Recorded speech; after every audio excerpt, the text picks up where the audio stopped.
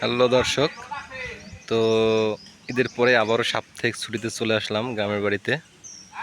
তো এসে দেখি আমাদের বাসার সামনে বড় একটা দিঘি আছে। সেই দিঘিটা আপনার হেসার পরিকল্পনা চলতেছে। তো মোটামুটি শুকিয়ে গেছে চারপাশ, এখন মাঝখানে মাঝখানে কিছু কিছু জায়গায় পানি আছে, সেটাও মানে পানি হেসতেছে, তারপরে মাছ ধরবে। তো আপনাদের দেখাচ্ছি, আমাদের দিঘিটা অনেক বড় একটা দিঘি। আসলে গ্রাম গায়ে আপনার এই কাদার মধ্যে মাছ ধরার মজাটাই আলাদা। যারা যারা ছোটোবেলায় ধরছেন তারাই বুঝবেন এর আনন্দটা কোথায়। তো আমি আশা করি দুপুরের পরে আপনার এখানে পেটকি ধরতে নেমে যাব।